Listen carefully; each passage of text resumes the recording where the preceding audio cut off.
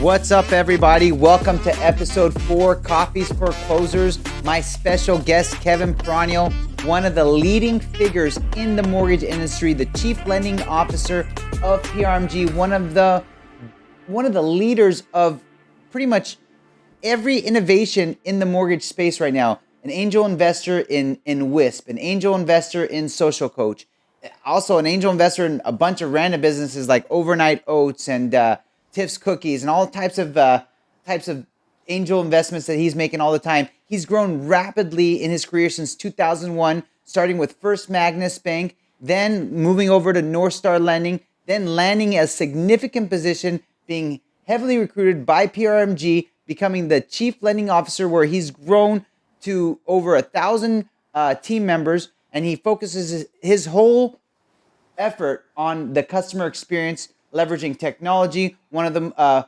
40 most influential mortgage executives under 40 in 2020. Dynamic presence on social media, sharing tons of insights, building the community in the mortgage world. As you've seen a lot of him in the world, and from First Magnus to North Star to PRMG. I'm really excited to welcome our guest, Mr. Kevin Peranio. Thank you so much, Kevin, Let's go, buddy. for coming in today, baby. That's a good intro. I don't think I've been called an angel that much at one time, but I'll take it. Nice. Well, you're an angel to me, my man. You're an angel to me. So I'm real excited to have you here. I've been bugging you for a while to come in, and you've been really giving me myself a lot of inspiration, especially when you came over to EMC Connect. A lot of people, when you came to our event, said, that was the best speech we heard in years. And you know what was crazy was that it was just a quick 10 minutes, and it impacted people more than some of the longer talks we had. So, really excited to talk to you about a lot of the changes that are happening in the mortgage industry right now. You're on the cusp of innovation. You're on the cusp of really like driving your troops, because you're not just a C-level executive. You're in the weeds with these sales guys. You're also attending all these conferences. Like, you're always on the road, and totally. I'm always trying to track you down. And you're like, "Where you at, Kev?" I'm in Atlanta. I'm in Georgia. I'm in Texas. I'm in Florida. Every single day. I mean, to actually start with that, like, how are you able to just be on the road all the time, like hitting espresso? Everyone always says, like, what's the secret sauce? And I just say espresso at 9:30, 2:30, and then as needed, but never after 6 unless in Vegas. So those are my rules. Caffeine is a wonder drug. It's the only drug I'm on. So you and I both share some values there. Yeah. No judgment. We are in California, but caffeine is how I do it. But PRMG is a member of the Mortgage Bankers Association, which is probably the premier lobbying group on behalf of all of us, including you. You have a humongous organization, and they kick off with the Independent Mortgage Banker Show. So it's no banks, no depositories, and that starts off Monday coming up in New Orleans. So my 24 travel season for work kicks off literally Monday. So it's soccer all weekend, a couple birthday parties, and then I'm on the road Monday, and I go New Orleans 2 nights, then South Beach for a customer advisory board meeting with Truve, which is a data provider for verification of employment. And then I roll right into a CoreLogic meeting also in South Beach for 2 nights, meeting with Fannie and Freddie, head of all of credit and risk, talking about guidelines like, why do we care where deposits come from? Who cares about the down payment? So, next week it's on. So just had all of our kick off the year meetings internally with PRMG, and then I hit the road, and it's time to go out, and get get some feedback and try and influence the GSEs and some other people. So it's game on. Talking about influencing the GSEs on not a great note. Sadly, obviously the commissioner of the FHA recently passed, and I know that he was a dear friend of yours. And Dave Stevens. Yeah, Dave Stevens recently passed. And I just want to talk about, not only just his passing, he just passed 2 days ago, but his impact on the FHA, on all of affordable housing in general, and on you personally. I know he was a friend and mentor of yours, and obviously impacted PRMG as well. So, talk to me a little bit about that passing, and how, your sentiment about that, and who's really going to replace him. Like, who is even a viable candidate? Yeah. So Dave Stevens, and I mentioned on my LinkedIn post last night. Unfortunately, my audio sucked, but You have to listen closely. Is what I hear. I had to hear that thing 3 times. Yeah. Well, Dave. So Dave Stevens was sworn in as the FHA commissioner under the Obama administration. He also worked for Freddie Mac, Long and Foster, and then he's probably most well known when he was the president and CEO of the Mortgage Banker Association, which again is the organization I'm going to the IMB meeting in New Orleans. So regardless of political affiliation, he's a humble servant leader, right? Which is what we do, which is what we all do in this business. Is we're serving our communities, we're serving our teams, we're serving our companies, and he got to the point where he took a government position and served our nation. And so when things were crazy and the LLPAs, the hits were so high in the last couple of years at Fannie and Freddie and conforming loans, FHA had a great run, especially the last 6 months of last year. And if you look at the legacy that he left just at FHA, I mean, the insurance fund is, they only have I think a 2% funding number. They have 11 or 10.5%. So, I mean, there's tens of billions of dollars in excess reserves for FHA and HUD loans, in part due to some of the policies he set in place way back when, starting in 08, 09, all the way through. So I was at Namba Connect, the National Association of Minority Mortgage Bankers of America. They have a trade show they do every year in Orlando at the JW Marriott's in September. Dave Stevens was on a panel together with Rob Chrisman, who does the Chrisman blog every morning, who actually did a tribute and a write-up to Dave Stevens' passing yesterday. Mitch Kiter from Kiter Wiener Brodsky. If you are having trouble getting licensed in the state of Nevada, you call Mitch Kiter for $1,000 an hour, and then he calls someone in Nevada and goes, "Hey, these guys are good dudes, man. Come on, So Can you help us in New York? No one can help you in New York, just so you know. That's a tough racket. And then Tony Thompson, the founder of Namba, were on a panel, and I got to introduce them as a board of governors member of Namba. I got to introduce the panel, so I got to hang out with Dave Stevens a little bit, talk to him before and after the panel, and he's just he got to this point in his career where stage 4 prostate cancer, been battling it for years, and he had a consulting firm, and he got to be this voice where if he's going to blast the government and say you guys are dumb for wanting to do Basel III, reserve requirements, it's going to hurt lending, hurt liquidity, hurt the banks. There's no repercussion. He doesn't work for a lender, so if he talks smack about the government or Fannie or Freddie or Ginnie, it's not I'm not saying this would happen, but there's a big fear amongst lenders that if you're too openly vocal against a policy, that there's retribution, right? I mean, look at the CFPB. I mean, they've been weaponized, at certain times. I don't think they are right now. I think they're more fair. But when they first came out, it was they're looking for, they're a hammer looking for a nail. And so you can't even talk bad about certain things without feeling like your company's going to get an audit, undue scrutiny. And so he kind of served as this voice where he could say whatever he wanted. I mean, he's dying of cancer. He's been there, done that. He's got the right. And he doesn't care. He got to that point, and he was only 66. Now he was like an old man in that, I don't give a what stage, where you just say what you want and do what you want, He was still pretty young and vibrant and energetic. And so we definitely lost a voice in our community.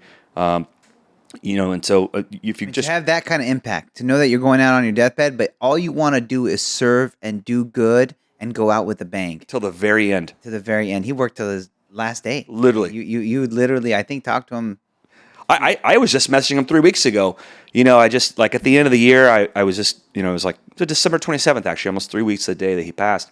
And I just shot him a note on LinkedIn, and I just, it's kind of like how you operate, right? You ask me hey, you want to come be on my podcast? Sure. If someone, we're both Christians, men of faith, someone asks for help, you give it to them. And so kind of in reverse, I was reading a post that he put out there, and I just felt like shooting him a note. I hadn't seen him since September, and I said, "Hey, man, I just want to let you know, thanks for everything you've done. You're such a great leader, and I appreciate what you've done." And he wrote back almost immediately, and he shot me a message and said, thank you. And so I actually on my LinkedIn in my comment section, I took a screenshot of that dialogue and I put it out there. And I was just kind of saying, if you feel like telling someone thank you or giving them a compliment, just bear the ego and just say, man, thanks for what you do. Like, I appreciate it. There's nothing wrong with, telling someone they do a good job. And, and so one of the reasons why I like to serve, like you asked me to come speak to your team, at your Connect, right? At EMC Connect. And then here, I'm like, yeah, like, how can I help someone watching? He did the same for us. Him and Barry Habib got on and did a Zoom live during like May of 2020 for all the people at PRMG saying, hey, here's what's going on. Here's what we're working with. Treasury's working on this. Yeah, I know rates are weird right now, and we're not really sure about this back to work thing. I mean, right in the heart of COVID, here's a guy that's totally plugged in and tied in to DC, and he's telling us his thoughts and what people are thinking about, in a very tumultuous time. And he didn't have to do that, but he gave back to our company on a couple of different occasions, specifically. And so, it always stuck out with me that he did that for our team as a servant. And as such an influential leader. Yeah, totally. It's like, buried the ego. Had him and Barry together. Him and Barry Habib together at the same time. I thought that was pretty cool. That was amazing. I wish we could experience something like that again, man. May the Lord repose his soul, grant his family comfort, and hopefully the FHA sees somebody like him again, or someone. It's gonna be some tough shoes to fill, but hopefully we get somebody that shares that same passion, same mindset, and is a great servant. Amen. Leader. So we got one of the things that I'm really always impressed by with what you're doing is like you keep PRMG you're running retail, you're running wholesale, you're running correspondent, you're running all three divisions, and you're helping all three of them scale. Meanwhile, you're helping all three scale. You're helping all three stay completely customer centric, continue to drive a great experience for all three platforms. Talk to me about how you're doing that. How are you continuing to deliver a great experience for all your brokers, your client base, your correspondent lenders, all of them? Well, as you know, you got to have a great team, right? Like this production, for example, you got two great teammates back here, making this thing happen, right? And then you have the whole team out there watching. And so it's the same thing, at PRMG. We just have a great experienced leadership group.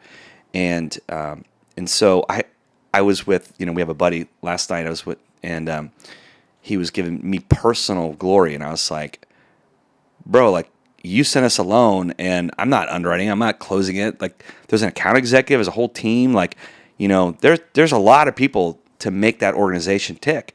And so a lot of times, I get undue credit individually, and I always give it back to the team.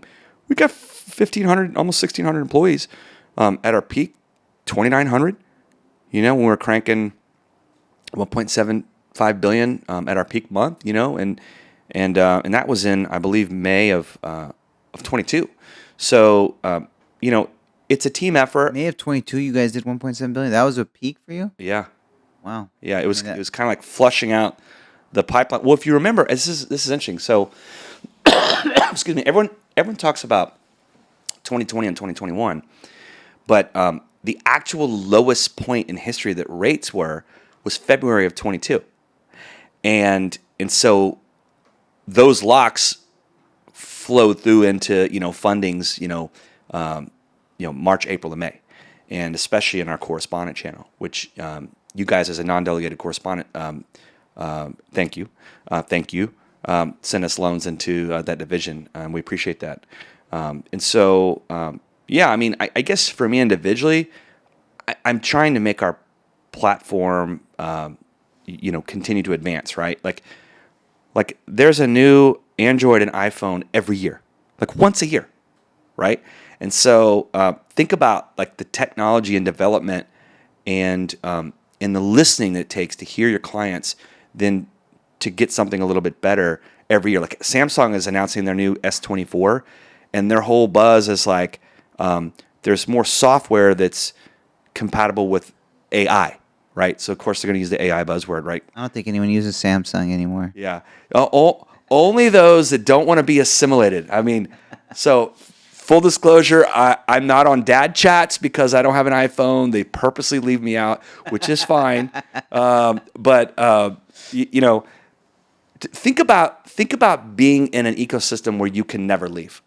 Think about, like, I get so used to doing something, like you ask anyone with their iPhone, like they could never get off their iPhone. You are trapped and handcuffed and controlled. You are controlled by Apple forever. Think about that. Ain't nobody gonna control me. I don't give a shit what industry we're talking about. Anyway, but I'm a proud shareholder since '04, so keep buying those iPhones. It's beautiful what they do. They listen. They have great user interface, great user experience. They make a ton of money now on the services side. It's not even hardware, right? And so in our business, we have to keep progressing. Like this podcast is an example. Sales in its purest form is just communication, right? So now we're communicating at scale. We've got live audience right now. Maybe, there's some people that have some time. It's Friday afternoon before spring purchase season gets busy, which, by the way, things are getting busy now. But then you can cut up this content. You can repurpose it. People can watch it later. And so, I started getting on LinkedIn because I was getting a lot of questions. What's it like? What was the show like in New Orleans? And so I'm a live reporter on the scene. Here's what I'm learning, right? But then during COVID, people were like, dude, why is there no yield on my rate sheet? What happened to these rates? Where did non-QM go? Like, how come all those programs just blew up? And so instead of having like 1,000 phone calls a day, I would just turn the camera around and talk about it. And then I'd get, 4, 5, 10. I had one video where I shared the screen with Barry Habib, get 25,000 impressions, because he's a draw, he's the man. And so you're just communicating at scale. So how do we, so my whole thesis, just kind of zoom back out at PRMG, is how do we, reduce friction, compress time, and then scale our business.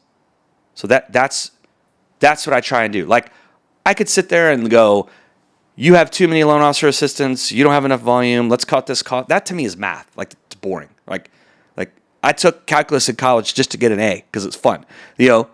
Math is math, right? So I know how to cut costs, I know how to be profitable. That to me, what you got to do.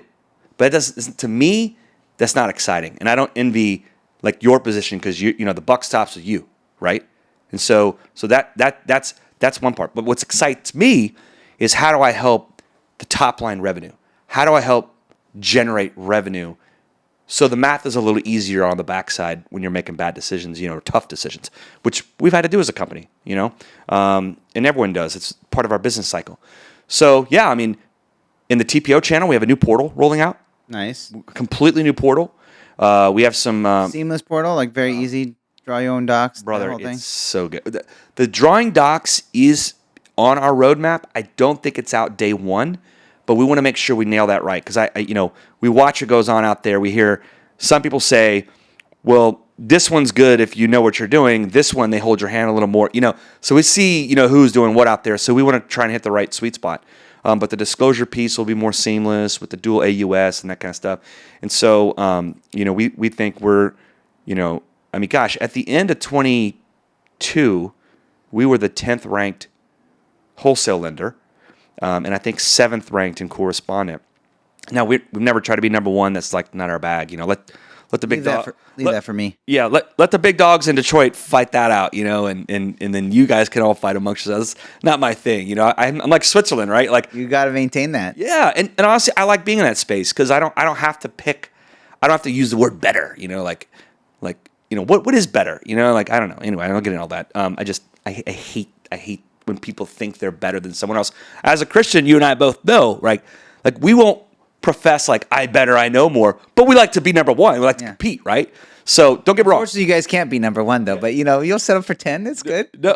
Well, here's what's funny is we and it's fine. Like, number one, you don't even want how are you gonna get 10,000 people in Southern California in one building? It's not possible. Well, you could always offshore it, but that's a whole other discussion. But here's the thing: 5 of our competitors in front of us went out of business.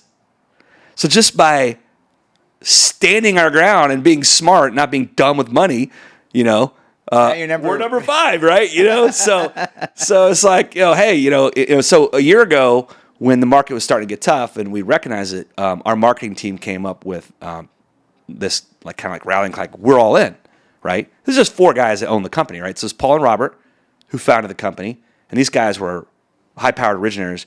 They're in the high desert. They're in Hesperia and Victorville, and then worked their way down into Orange County. And our office is in Corona, in Riverside County. And then myself as a partner for the last 8 years. I've been at the company over 13 years. And then Gary Malice, who's our chief strategy and capital markets officer. So we have a good leadership team. It's just 4 of us. We don't owe anybody any money. We're in a good spot. We've got some servicing that's spitting off some revenue, and we sold some of it, and we're ready. And so after last year being as tough as it was, we're like, hey, we're all in. Sounds pretty good. Let's run that slogan back another year. So we're all in, right? I mean, we invested. We have a brand new product and pricing engine. We think the best in the industry. We switched off of Optimo Blue onto Poly, and we think that's a better experience. We're having a new portal. We've got a lot of stuff we're working on, and you're always working on something. You got to, and that's the whole point, right? It's like that's why me and you click so well. Yeah, it's like we're just running, and we got 4 kids, but we're just hyper go mode all day. The 4 kids. Hyper go mode all day. How are you driving so much innovation? Now, talk to me like your strategy. Now, you're out on the road. You're meeting people. Like, what are some of the things that that you're doing to implement these strategies, and how are you driving so much innovation? Well, now this is interesting. So from a technology standpoint, now this is kind of funny. So my very first senior management board meeting for PRMG was in April of 2016. I moved from Fort Lauderdale, moved my family here to Newport Beach. 1 and 3-year-old daughters, dog and a cat, across the country. Dog died shortly thereafter. Then we had a son. And then another daughter. But my very first meeting, I walked in, and I was sitting there, I was listening, and then our CEO was like, here's our new partner. We've never taken on a partner. Here's a new shareholder in a company. Kevin, here's the floor. And what was interesting is the first thing I said is, if we don't invest in technology as a company, we're dead. And the first channel that will feel it will be wholesale. Because you got to give some of these top leaders some credit. These guys who we all know, not only do they invest in technology, they became Apple, right? So, if you look at the 2 top dogs in Detroit, they created their own tech. And now they're leading industry with it. That's it. And so now we have made a strategic decision. We don't want to develop our own tech. So what we do is we look to other partners to help develop for us. And so now we do stuff in-house. We have an engineering team, and we do create things that are proprietary. But we're not Apple. We're not Shopify. And we're okay with that. That's why being number 5, not investing tens of millions of dollars in tech. I'd rather put to be honest, tens of million dollars in our pocket, that's okay, right? And still have a good business and slowly grow. Allow other companies to take shots and develop certain things, and then we pull that tech into our ecosystem. If I'm out on the hunt and I see something that I like, then we have the ability. I don't have to take the burden on of developing everything. And that's not to say we came to that realization too. Developing the tech is very hard, and you have to always innovate. And then it's you have to figure out the next innovation, and you got to be 1 step ahead of the next guy. And guess what? If you're not perpetually innovating your tech, by next year your tech is dead. Agreed. So that's a good realization you guys came to, and let the other guys who are tech companies just focus on tech. And the thing about tech is, it evolves so quickly, right? So you and I were talking earlier. I'm an advisor with Rice Park Capital, which is they have a venture tech fund. These are the guys that created Finance of America, and InCenter, Blue Water. They sold a company for $100 million in their last tech fund, and that's just one of their 10 investments. So I'm a limited partner. I've got money committed to this fund, and then I'm also a strategic advisor. And we had a gentleman on there who's on our advisory board talking about AI today. And he said something, I shared it with you earlier. The first chatbot was created in 1964. Think what? Yeah. So, it's nuts. That's like a micro AI, but the concept, years. But the concept was, people have ideas, flying cars. Well, eVTOLs, they're about to, trust me, I'm getting one. Can't afford a jet, but I'll get the mini drone. Yeah, the eVTOLs, I can't wait till they clear that. When are they clearing that? 26? I mean, look, California will probably take longer, right? But you think I want to drive the freaking 55 to 91 every day back and forth? I'm going to fly over that stuff with my eMortgage Capital mug and be like, sucker, poor, just kidding. Yeah, this traffic sucks out here, by the way. So I don't know how much better it is in Texas. But like in Dallas, Houston's even worse. But think about that. Flying cars, right? It's been on the Jetsons cartoon forever. It's about to be a reality, right? And so some of these ideas, like a chatbot, we use one internally that I'm an investor in the Series B and C round, a company called Capacity. I didn't know you were an investor in Capacity. Yeah, how's that going though? That's the AI bot that a lot of people are starting to adopt in the mortgage space. Yeah, it's fantastic. I mean, David Karandish and team, they're the best tech team that my vendor team at PRMG has worked with. We have 250 vendors that we work with. They said that's the best tech team. Now, I will say there's a new tech team we're working with, Truv, Truv, and they do the verification of employment, try and bust that work number bill down. And is that coming out? It's out. We use it. And how much it's cheaper? Big difference. We'll talk offline. Yeah. So we got to roll that out to our eMortgage family here. You guys know what I'm talking about. Sucks, right? I know. And so yeah, it's like every executive's like. And then as soon as you cut down credit reporting, anything on the horizon with that? I mean, you got it. It's the worst, dude. It's the worst. So soft pulls went up to $40. Like, I know. What is that? It's more than that even. I think it's even more than that. So yeah, the bureaus, okay, this is a perfect example why I'm not an iPhone user. Okay, so we gotta tie it back to so iPhone. I am. Okay, this is a perfect example.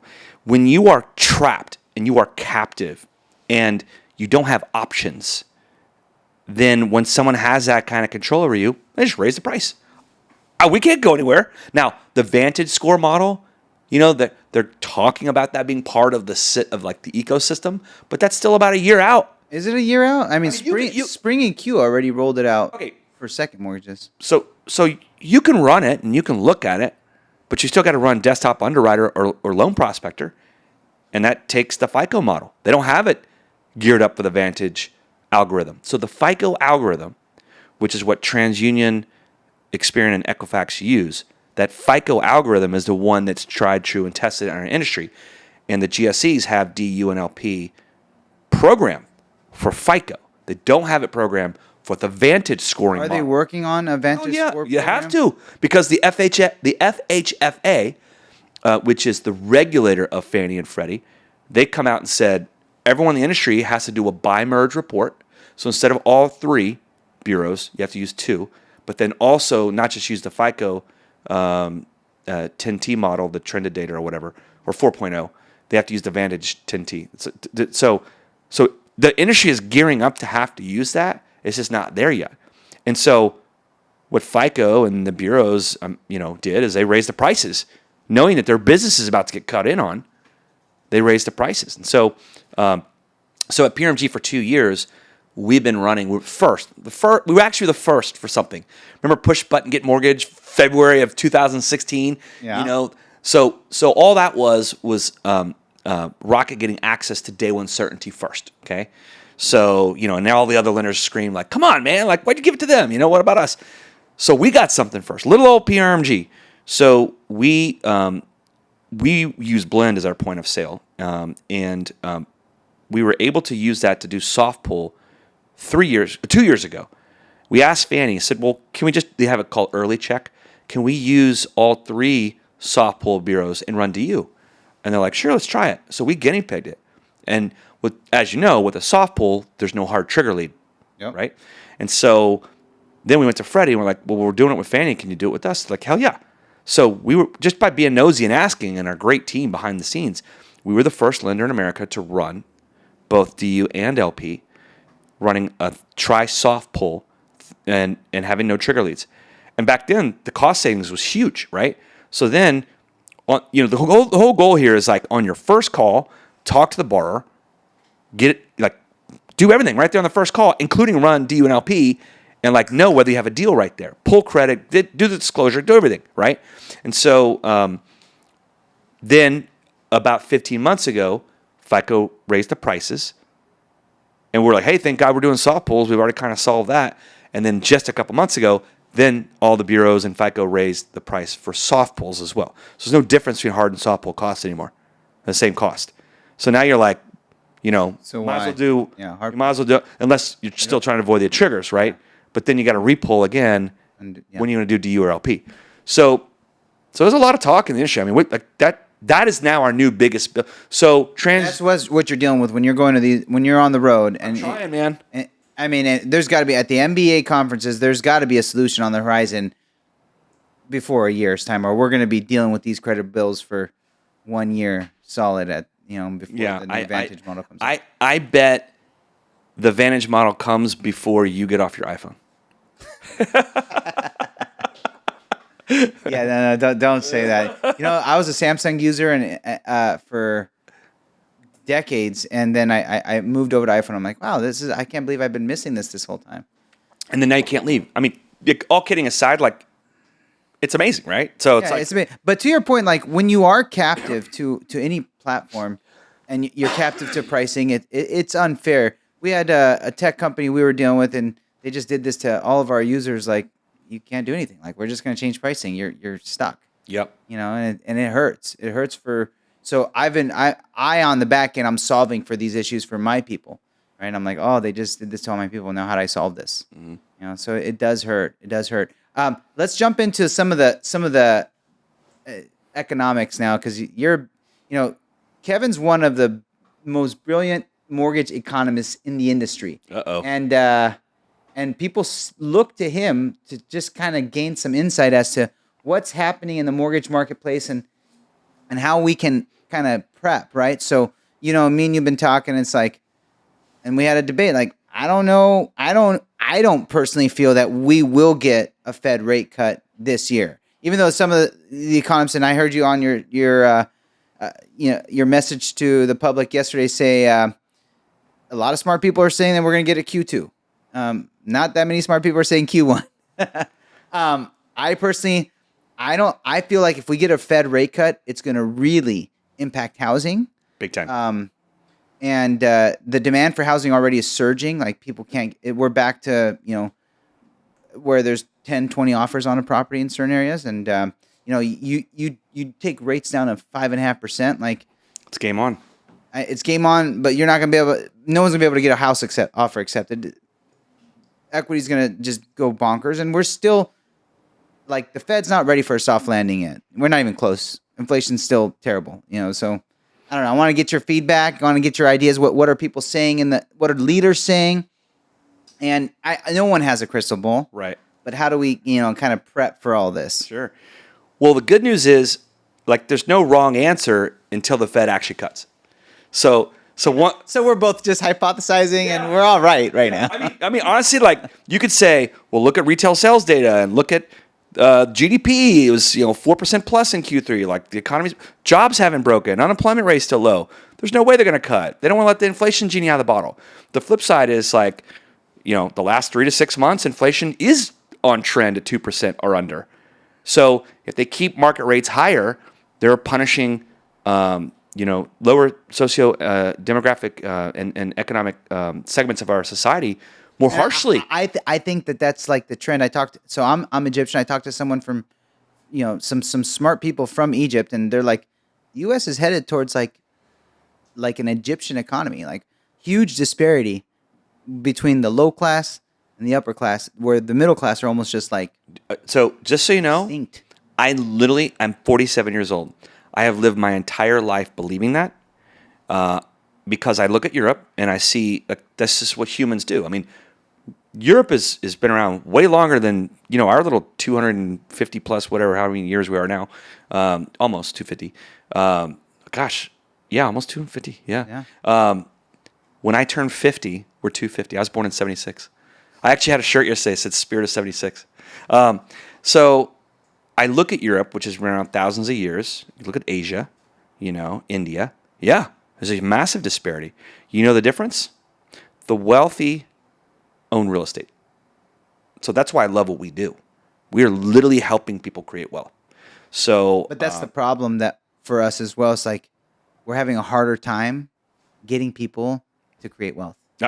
Brother, how do we solve for that? It's not going to get easier. How do we solve for this? We're not solving, especially with guys that just the guy, the commissioner of the FHA, him passing is an issue for the lower middle class. So because he was creating affordable strategies. 100%. And there are a lot of people that are trying to create affordable strategy, but the base of the problem is, and by the way, I appreciate the kind words about what I say on the economy. I really like what Barry and Dan talk about on MBS Highway. I like the way they break certain things down, and they have some really great connections with some good guests. But and I listen to them when I'm in my office. I get a lot of information from stock analysts, right? So I have a lot of paid subscriptions for Stansberry Research or Louis Navigliere Platinum Growth Club. For anyone who watches CNBC, there's a guy named Tom Lee at Fundstrat. He's a former analyst. I pay $199 a month to listen to their insights, and I mean I'm on Zoom calls with these guys, and I'm listening to it. So I try and formulate my thoughts, gathering that information. But to kind of base it all down, we have a supply issue. So Major supply issue. So I'll just talk about just two nuggets I got just yesterday. Okay, so on MBS Highway yesterday, talking about housing starts and this and that, and we're about 1 million new units being produced on a yearly annual run rate, and that's actually pretty good. I mean, it's down to 700,000 new construction. So we're about 1 million, a little over 1 million a year. Household formation, 1.9 million households formed in that year. So we're behind. Now, the reason why we're behind, and this isn't a knock at the builders. I mean, I'm actually defending them. So Lennar and D.R. Horton. D.R. Horton's number one, Lennar's number two. And I was on a call with Lennar yesterday. I have a session coming up at the ICE Experience in Vegas. And there's an amazing woman, Maria Fregosi, who works at Lennar. And we were talking about this just yesterday. And so, there aren't enough starter homes and home prices at the lower limit. And so they're having some success in San Antonio with tiny homes and Lennar. And so 400 square foot homes, right? So if you think about India, Asia, and Europe, okay, especially India and Asia, right? Tiny homes. Lots of, developing nations. I think a tiny home in Hong Kong is a couple $1 million. Right? Or in Tokyo, I mean. Yeah. Well, so you got to move away from the urban centers, which with the work from anywhere trend, that is a reality. You don't have to live in downtown San Francisco. You can move out, right? And so you can be out. You can be in Vacaville, with the guys from Mortgage Shots, So you don't have to be in New York City. You don't have to be in LA. You can move away. So as originators, we got to fish in these other ponds, right? We have to find ways to help people get into homes further and further away from maybe where we live. The good news is the world is flat. The internet helps us do that. Social selling, that kind of thing helps us. But there's less than 1% of the entire housing stock in America that has a $200,000 price point or under. And $300,000 price point under is less than 5%. So if you're a starter, first-time home buyer, you're looking for your starter home, what do you buy? So rates coming down help starter homes, first-time home buyers get into maybe a $350,000, $450,000 house. They still got to save up for the down payment, which is getting harder to do, right? But that's the starter home right now. That with the median home price, I think is over $400,000, right? $50,000, yeah. Right. So, and it's almost doubled in the last 3 years. It's crazy. Well, I mean, median home prices has almost doubled in 3 years since COVID. Again, it's a supply and demand. Insane. D.R. Horton and Lennar, just the two top builders, are responsible for about 53, maybe somewhere as much as 60% of all brand new single family construction. Just two builders. So they can only scale so much. Thank God they're there. Who else would be towing the load? There's a lot of custom builders. But for them to be able to build at scale, it's a long process, right? They got to find land, get the land, permit the land, work it out with the city. All these stupid municipalities with all their fees and their process to go through permitting, it's an extra $100,000 on average per home.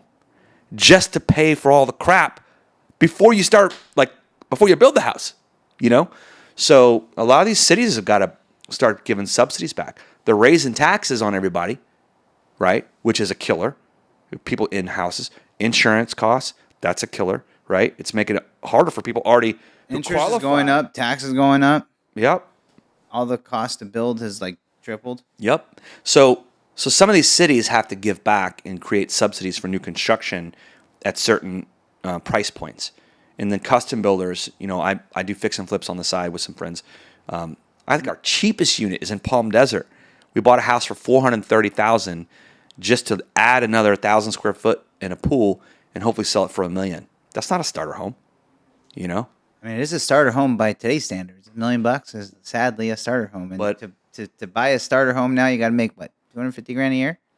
W2? Brother, it's hard for someone, to afford that. So people are going to have to pool together, right? Multiple families living in homes, co-ownership, fractional ownership, equity sharing programs, down payment sharing programs. There's a lot of like innovative ways that are out there, but we have a real housing supply shortage. And I don't blame the builders. Nobody bailed them out in '08. The government was so fixated on, 17 banks, independent mortgage banks like where I worked at, out of business. We all went out of business, where PRMG, thank God, PRMG was schmedium at the time, right? So they were able, Paul and Robert were able to get through.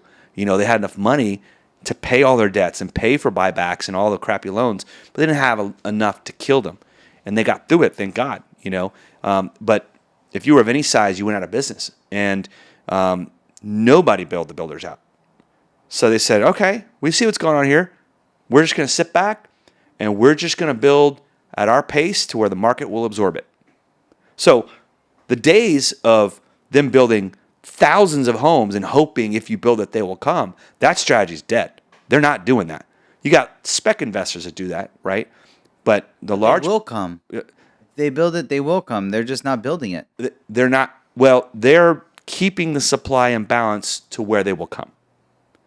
They don't want to risk overbuilding because it's a 2-3 year proposition. And when you build out and you look for land that's way on the outskirts of Phoenix, and then you go find something and then you build it out, they aren't coming as much in Phoenix lately, right? So, when rates get up to 8%, it kind of like some of these projects are sitting and not selling as fast. And so that's a real risk to the builders. So they're just not going to overbuild. And so when we were talking, just to tease the session I have coming up in March, Lennar was saying they're having great success with, the tiny houses and thank God for them, and trying to be innovative and, have, cheaper housing supply that's out there. So they're selling tiny houses in San Antonio. Yeah. Wow. Yeah. And what's a tiny house go for? Is it it was like $200,000? I didn't ask the price point actually, but I know it's under 300,000. But think of the working class. You have a lot of migrants in Texas coming up to the borders, and every new construction home in America on average creates 4 jobs. So and you have a lot of people selling their house in These California. aren't like Amazon purchased tiny houses. These are like real nice. Oh yeah, Lennar is like as quality of builder as it gets, right? And so you have people leaving California and moving to Texas, which drives the prices up, but not for that starter home. So construction is booming for sure in Texas, and these builders they have to navigate. Do they overbuild just for the sake to make us happy, right? Because we got all these borrowers. And to your point, when rates come down, there's going to be even more demand, and prices are going to go up even more. We know it.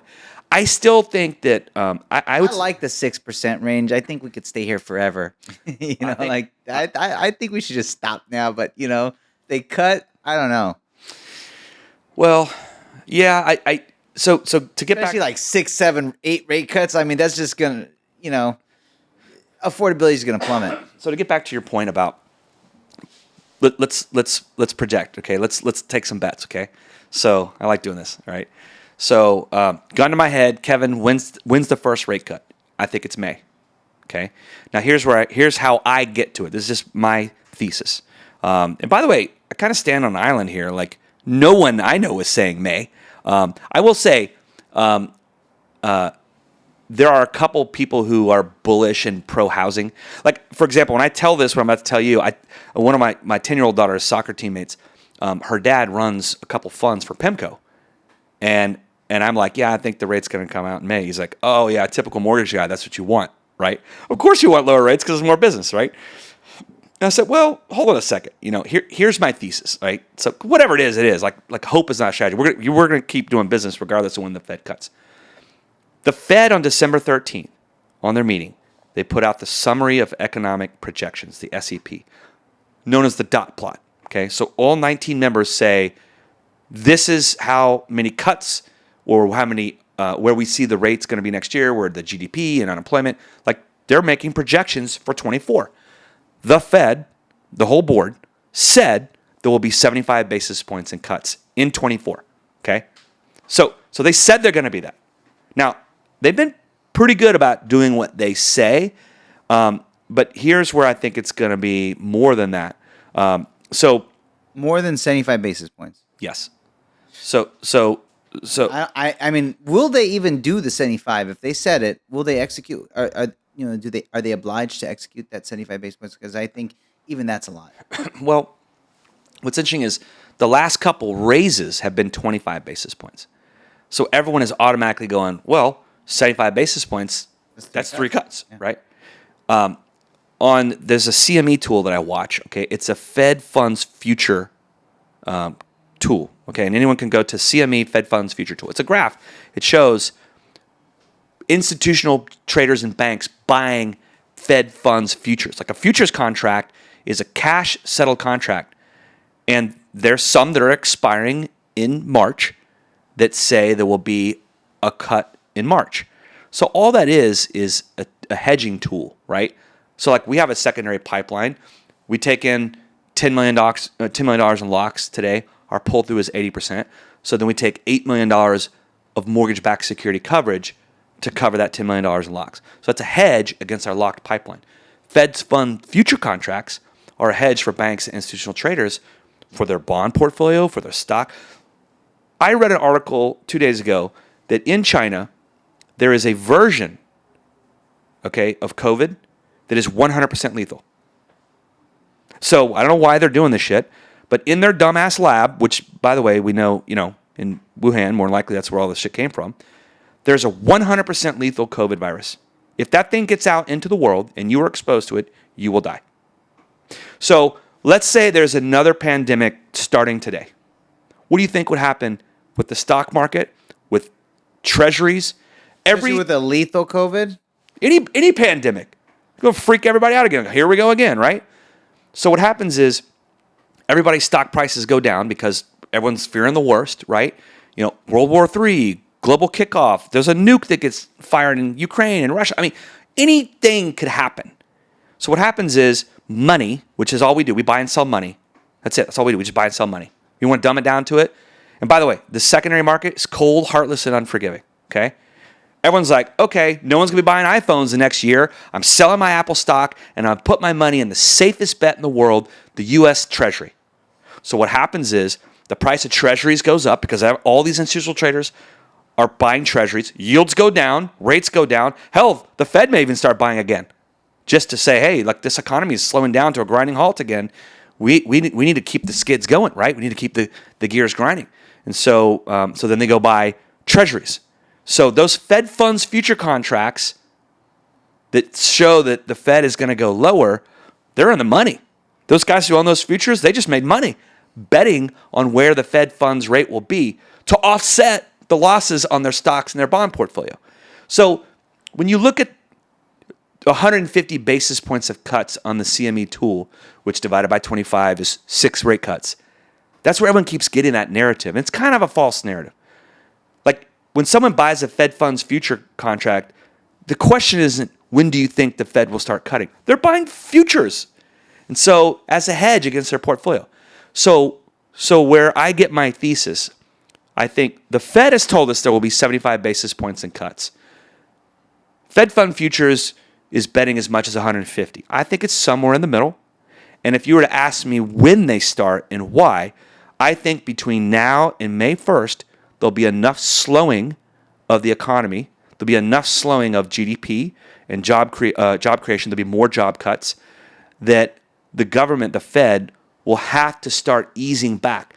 Because what's interest rate sensitive? Obviously mortgages, car loans, credit cards, personal loans, loans for small business. If you need a loan, which you don't, because you're a great business operator, 55% of all jobs in America are created by small business. You need a loan to keep going. You go pay 6, 7, 8% to a bank. Your business may not be viable enough to afford that rate, especially if the economy is slowing. Commercial real estate, 19.5% of all offices are empty. So when those notes become due and they got to refinance at a 6, 7% rate, you know what? Those are non-recourse loans. Here you go, bank, take the building back. Sorry. Happening this year. It's happening now. Yeah. Bankruptcy filings are up. So I'm not a doomsdayer. I think the soft landing was in December. And it only gets harder from here. It may not get that hard. They may, let some pain kind of make its way into our economy. But there's already pain being felt by the lowest end of our economic rung. You talk about that disparity, and just because inflation is slowing to 3.9%, it's still going up at 3.9%. Groceries are expensive. Food is expensive. Like, I'll eat the shit out of some ramen noodles, and I'll go to Del Taco all day long. Drink water, feed my family of 6, Del Taco, $28, right? Like, that's it. That's the best I could do in Newport Beach, right? So $28 a feed a family. $28. Yeah, we get all the dollar menu shit, and we drink water. Filtered water from the tap. That's the best. Now, then of course, when a weekend comes, maybe we go to Avila's. Chipotle kids meals, $5. Okay. And it's the best for adults. Okay. It's almost like you would pay double. Okay. Because they portion 6, control. We're at 30. Yeah. That's $2 more expensive. And by the way, I love Chipotle. And I ain't doing the kids meal. I do the salad, the chicken salad. But my point is, it is still like inflation slowing is still inflation going up. It's just going up at a slower pace. So people's wages are not keeping up with higher food costs. And, we're having a somewhat tough winter, I would say. It was mild last year. So oil prices, I think, have found a floor, maybe in the high 60s, right? But as the winter comes along, there's now competing for that supply to heat our homes, right?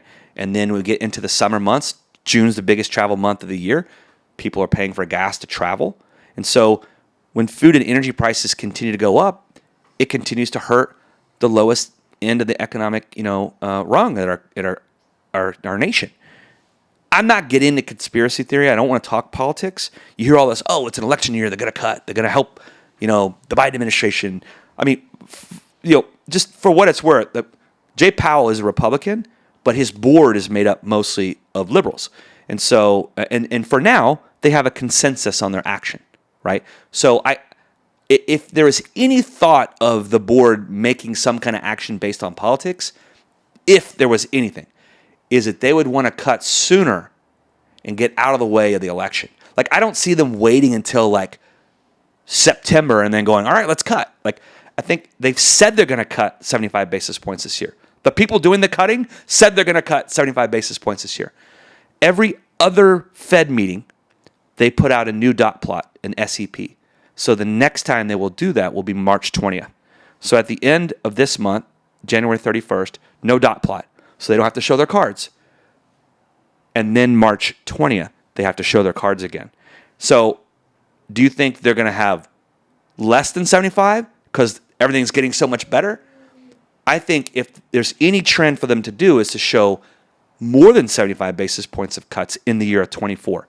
Not saying they will have started in March, but I think as economic data weakens and inflation pace slows, they're more likely to say, you know what, we think there'll be 100 basis points of cuts this year.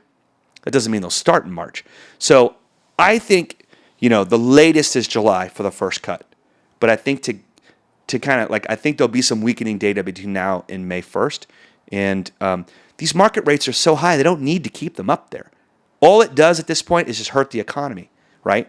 And so I know they're fearful of letting the inflation genie out of the bag, But inflation was started because of a supply chain issue of COVID, not because, there was low rates. Now in housing, yes, low rates does run up the housing price, and that's a big component of CPI and not as much as PCE, which is their preferred inflation gauge, the personal consumption expenditure, which comes out next week, I think on Thursday, including Q4 GDP reads. So watching the data with bated breath, still working our ass off every day, but gun to my head, I think May. And just to be a little contrarian, I think it'll be a 50 basis point cut, not 25.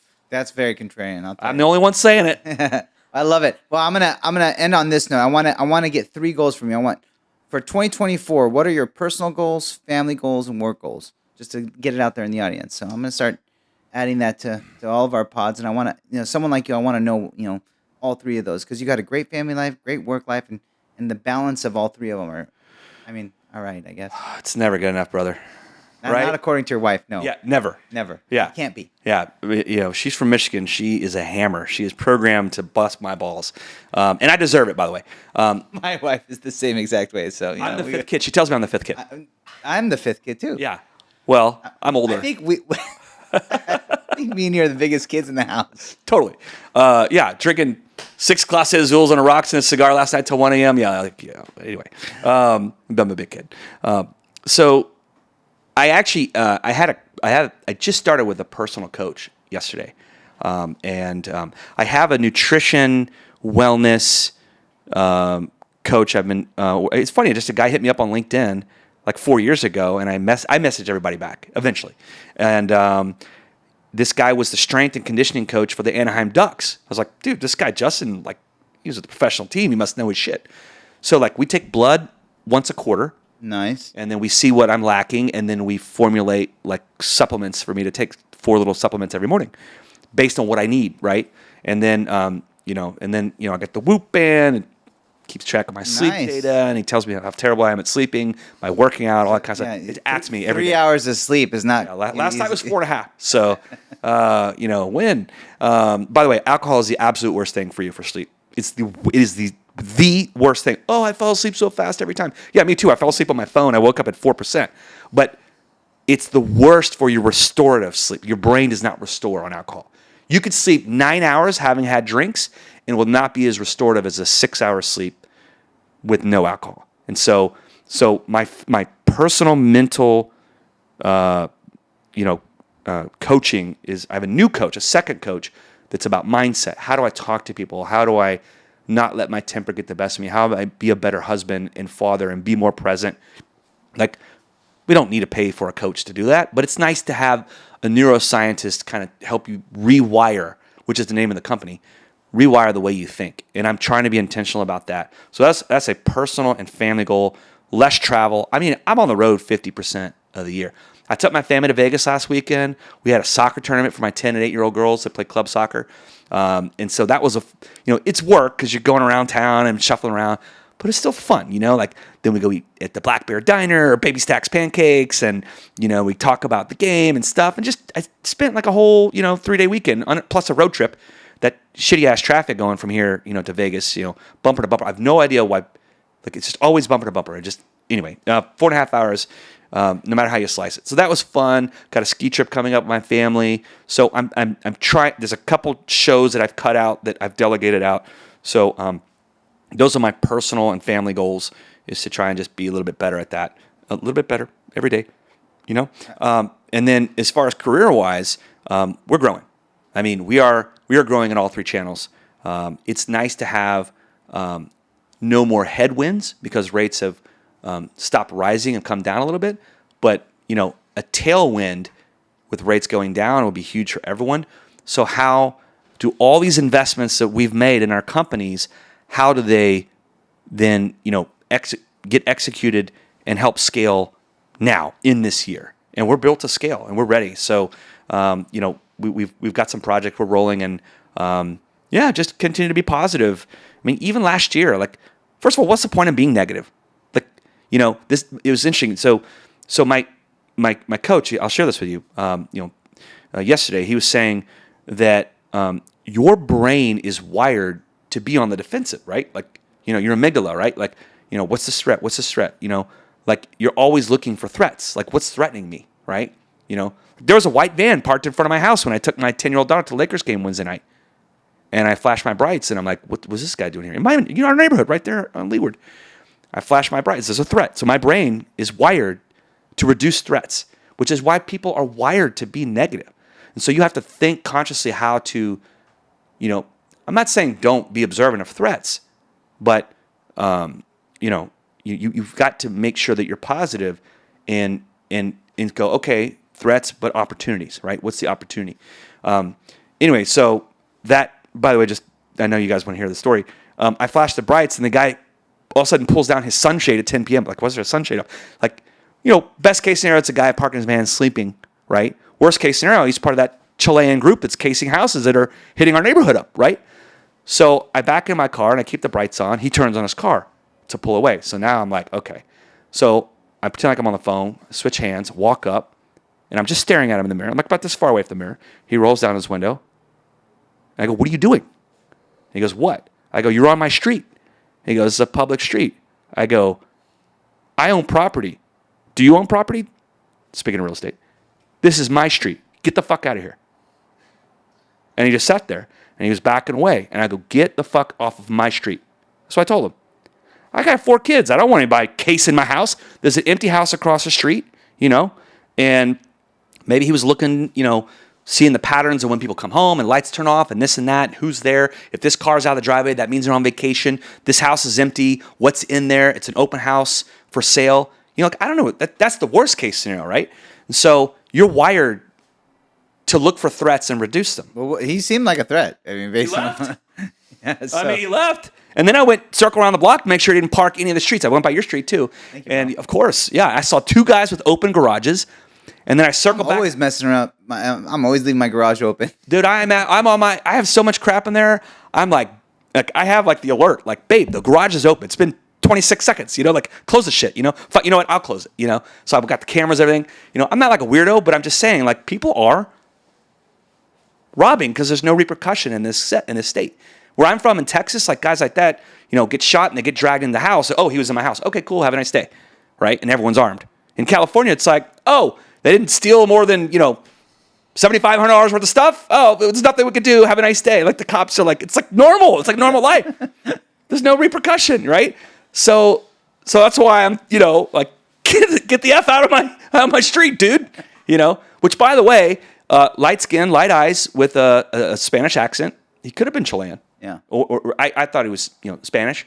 And so, I didn't even know what he looked like until he popped up and then took off. So obviously he felt guilty about something, guilty enough to leave.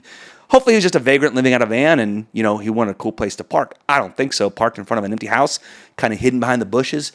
Not on my watch. So anyway, we are wired to look for threats, and that's why people can be negative. And so we have to rewire the way we think. Take deep breaths.